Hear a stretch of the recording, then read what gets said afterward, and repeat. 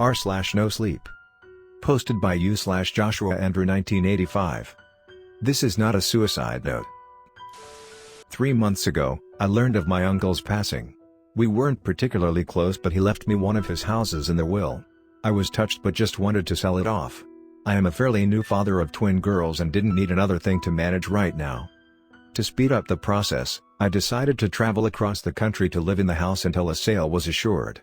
My job just requires a laptop and phone, so I was approved to work remotely for the time being. Unfortunately, my wife had to stay at her job, so I had to come alone. At first, I treated it as a mini vacation. I had hoped it would only last a week, but the process was more involved than I thought. I had a realtor taking care of most things, but after a month, I'm still here. I noticed things going wrong right away. Stuff was never where I last placed it. I'd see shadows out of the corner of my eye. I'd lose track of time constantly. I thought it was caused by stress, loneliness. Except for the few times the realtor came by with prospective buyers, the house was the quietest place I had ever been in. Before I completely lost my mind, the neighbor came by with a dog. She was an elderly woman who explained that she had been dog sitting while my uncle was in the hospital.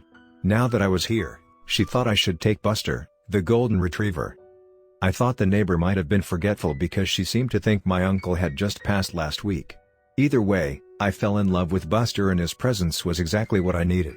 I even thought it would be a tremendous present to bring home to my girls. I just hoped my wife would feel the same way. However, even the dog could tell something was wrong with the house. Buster accepted his new living arrangements pretty quickly but would never willingly go upstairs. This was all right with me at the time. I thought it would make it easier to keep track of him. Then, Buster disappeared. Literally, 1 second he was standing right behind me as I was opening the treat jar to give him a snack. My eyes left him for just a moment to put the jar back and then he was gone. I ran through the whole house calling his name. The kitchen was connected to the living room and on the other end of that was the master bedroom and study. The other end of the kitchen led to a dining room which was connected to the entrance hall that also led into the living room and stairs to the second floor. After walking upstairs, you had a choice of right or left along a balcony that overlooked the living room on one side and entrance on the other. Going left led immediately to a guest room and game room. Going right led to 2 more guest rooms and a bathroom at the end of the hall. I looked in every room and had to accept that somehow the dog made it outside, even though there was no doggy door and every door and window had been closed and locked. So I searched the surrounding neighborhood for another hour before giving up. I was thinking about making flyers when I opened the front door and heard Buster scrambling towards me from the kitchen. I was ecstatic of course, but I just couldn't wrap my head around how I could have missed him. I let Buster sleep in the bed with me that night. In hindsight, it was a huge mistake, but it made me feel better at the time. Things picked up at work though and I soon forgot about all the strangeness surrounding this house. Clients called me constantly but we were getting a lot done and I landed multiple large contracts in a row. I was working around the clock but I knew I'd be due a promotion once I returned to the home office. Several times I'd get lost in a phone call or spreadsheet and suddenly find that it was nighttime. I'd be so absorbed with work that I would block out Buster whining for food or to go outside. I started to set alarms to keep track but I had too many important clients to slow down. I was on top of the world but my health was starting to suffer. I'd forget to eat and even sleep sometimes. There was always something else to do or someone to talk to.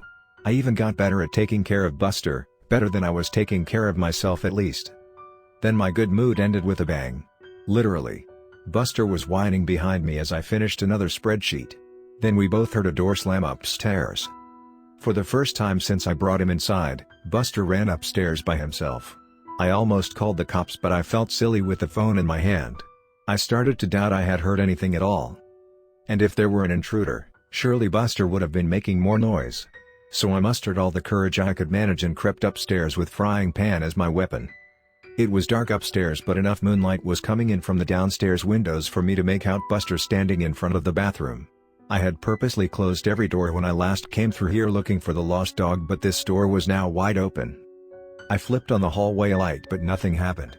With no better ideas, I raised my frying pan high and walked slowly to the bathroom. There was no window in here so it was pure darkness inside.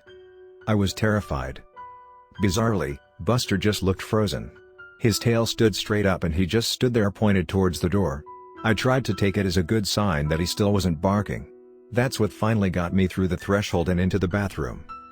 The whole time my eyes had been getting used to the darkness and the bathroom was too small for there to have been anyone there without me noticing. I started to relax when I took a step forward into something sticky. I suddenly realized that I had my cell phone in my pocket. I pulled it out and turned it on to cast some light on the floor. I immediately dropped it at the sight of the bright red liquid that surrounded my feet. I fled the upstairs and this triggered Buster to follow. This time I had no trouble calling the police. Thankfully, there was already a patrol car nearby, so 2 officers arrived within a couple of minutes. Their powerful flashlights cut through the darkness like knives, but they soon found nothing was wrong with the upstairs lights. Something did appear to be wrong with my pipes though, as they called out from above that the puddle was just rusty water. Because of their insistence, I climbed up the stairs again and clearly saw a muddy brown puddle in the bathroom. The banging must have been from a pipe breaking. Both cops had a laugh at my expense but were otherwise understanding. They even gave me a number of good plumber, though my cell phone was ruined after I dropped and left it in the puddle. I would have to use the one landline in the kitchen from now on. I let them out and promised to call the plumber first thing in the morning. Yet, as exhausted as I was, I couldn't go to sleep over that excitement, so I stayed up to draft some more important documents for my company. Before I knew it, Buster had made another mess in the living room. I was dead tired and said some things to Buster that maybe I shouldn't have, and I did some things to him that I know I really shouldn't have. I decided to do something about the stress I had been under, and I spoke to my supervisor that same morning. To my surprise, they were happy to let me have the week off as a sort of mental vacation. Just like that, all my outstanding work was taken away. With nothing else to do, I tried to focus on Buster. I played games with him and fed him a bunch of treats to make up for my earlier neglect. Then I found the first message. I didn't notice it for some time since I had been avoiding the second floor. But I realized that I hadn't actually called the plumber. Before doing so, I went upstairs to see if things had gotten any worse. Instead, I immediately saw a message written in red on the hallway wall. It read, "Losing your mind?" For a second, I kinda did. I was scared to death at the thought that someone had to have sneaked into my house while I was there. Probably when I was sleeping. I won't bear repeating everything I said or did right after. Let's just say I hadn't become any braver since the banging. Eventually, I unlocked my bedroom door and made my way to the kitchen with Buster leading the way. I called the police again. Those same 2 officers were able to show up, and then, slowly, we cleared every inch of the house. Yet, we found no one. Everything was locked. No sign of forced entry. The police actually took me seriously, something that bewildered me at the time, and admitted that this isn't the first house in this neighborhood to experience this. There had been a series of break-ins where nothing was stolen, but the police officers still offered to have a car sit outside for the night. Even though I took them up on this, I soon realized that I'd never get to sleep tonight in this house. So I called my only friend in town, and really in the whole state, an old college roommate who coincidentally lived 30 minutes away. He offered to pick me and Buster up in a few hours, so I busied myself with packing up my suitcase. I didn't know how long I would need, so I pretty much packed everything I had brought with me to the house in the first place. I left my room to pick up some doggy toys when my friend called to say he was waiting outside. I decided to hang up the phone and meet him immediately. I needed the human company and he could help me move my stuff. But the driveway was empty. There was no friend, no car. I called him back immediately and he insisted he was outside. I listened to him get out of his car and walk up to the front door. He knocked and I could hear the door open and an elderly woman greet him. My friend asked for my name and mentioned my uncle. The woman said she had never heard of either of us. After thanking her, my friend left and asked me if I had gotten all that. I told him I must have given him the wrong address. He rattled off the correct one and confirmed he was there. After asking him to wait, and I left the house again. I walked out to the street and looked back at the numbers written on the curb and on the mailbox. Only there weren't any numbers. Just a message, "Losing your mind?" on the curb. Written in red. The temptation to leave right away was great. I could just start walking and never stop. But I had to get my stuff and, more importantly, Buster, so I entered the house one last time. When I came back to the room, my suitcase was empty. Everything I had just spent the last hour packing up was back in its proper place. Despite how impossible this was, I focused on only one goal. We needed to leave. I put a leash on Buster and was shocked to see how haggard he was. I resolved to make it up to him when this was all over. I tried to leave out the front door like nothing was wrong, but I couldn't open it. The knob turned freely but the deadbolt wouldn't slide back. I was really scared now, but Buster's presence helped. I knelt down to give him a hug and he gave me an idea while licking my face. Whatever was happening, it sure wasn't the result of a maniac hiding in my house. Still, I didn't know what forces were actually opposing me, so I walked to the backyard and said loudly, "Well, Buster, time for a little walk." The glass door slid open easily. Buster bounded out happily. I guess it had been a long time since I let him outside. I followed more tentatively and, for the first time, examined the backyard closely. There was an iron fence surrounding the yard with another space between the bars that Buster could slip through. And then I saw it. A tree that grew too close to the fence and had several branches extending through and above it. I assumed the gate would be supernaturally locked too, so this was my exit. Buster didn't need any prodding. He waited patiently for me on the other side as I painfully pulled myself up and over the fence. I was suddenly aware of how weak and tired my recent lifestyle had made me. When I was in the process of climbing down the tree on the other side, Buster growled once and then took off like a shot, towards a nearby hill. I jumped down and gave chase. He disappeared over the top and I scrambled to keep up on the surprisingly steep surface. Luckily, I found where someone had laid some stone bricks into the side for an easier way up. It was still steep enough that I had to focus on placing my feet correctly to keep from sliding, so I was looking down when my next reach up resulted in my hand grabbing carpet. Confused, I looked up to see the second floor landing. I looked down to see the rest of the stairs that led to the entrance hall and living room of the house. Buster was nowhere to be found. Demoralized and dead tired, I crawled the final steps and just sat on the landing for a while, occasionally calling for Buster. Eventually, the kitchen phone rang. Whatever ghosts were messing with me, I realized they couldn't stop outside forces from helping.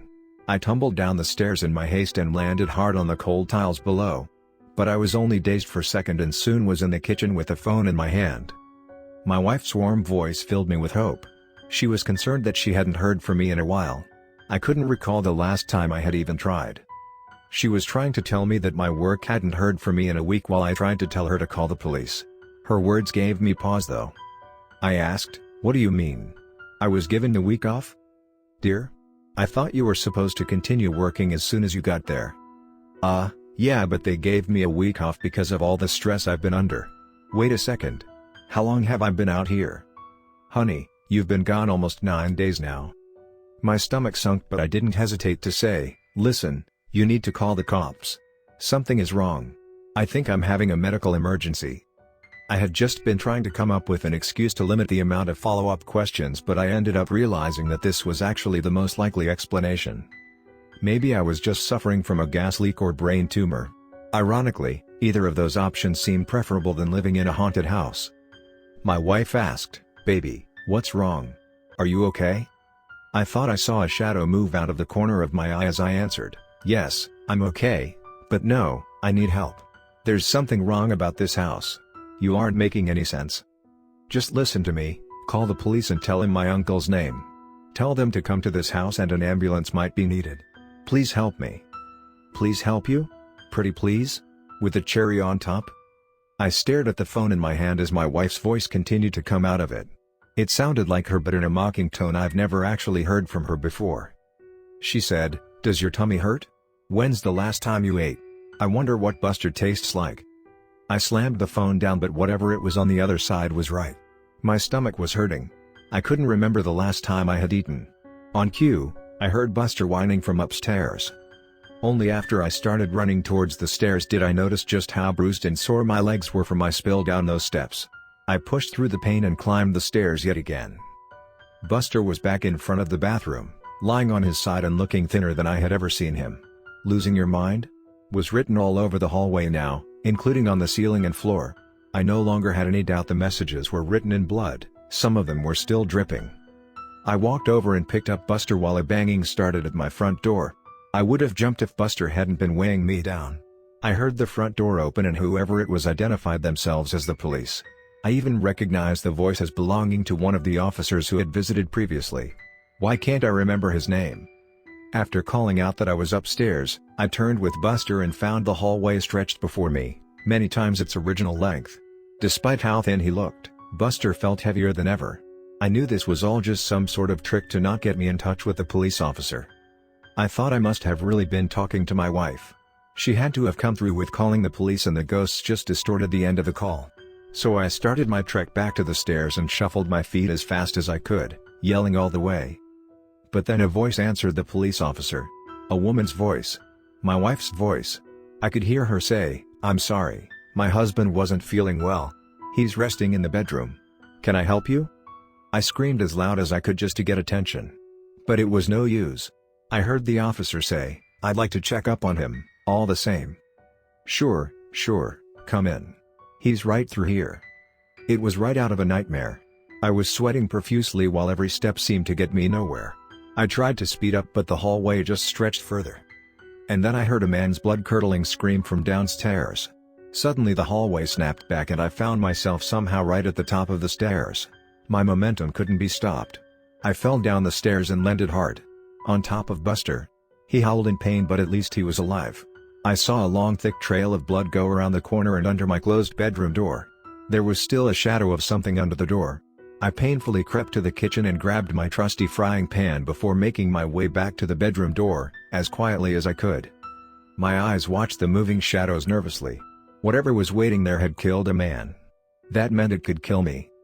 But if it could have a physical impact, then surely it had to be susceptible to a physical impact too. So I raised the frying pan and slowly started to turn the handle. Before I made much progress, the door flew open on its own and something turned suddenly to me.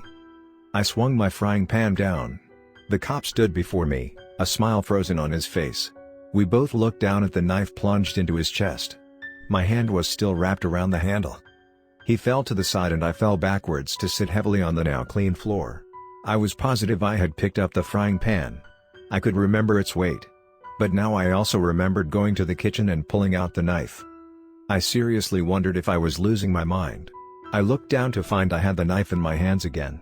I dropped it at once and crawled back to check on Buster. He wasn't moving. I put my head on his flank and was devastated to feel he was still warm but not breathing. I didn't know what to do, so I did nothing. I did nothing for a long time.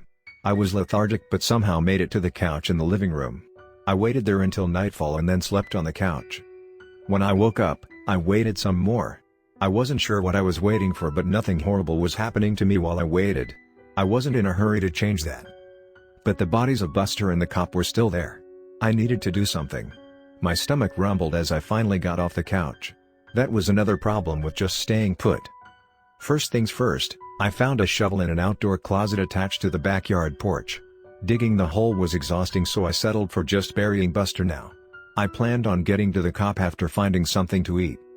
I picked up Buster and carried him outside. His fur was still so warm. It was hard to believe he was gone. But there was no life behind his big brown eyes. I gently laid him down in the hole and got to work. Sometime later I wandered into the kitchen and raided the pantry. The house was quiet apart from my efforts. Whenever I stopped moving, the silence was complete. I wondered if the ghosts had just been trying to make me a murderer after all. Now that their goal had been met, maybe they would leave me alone for a while.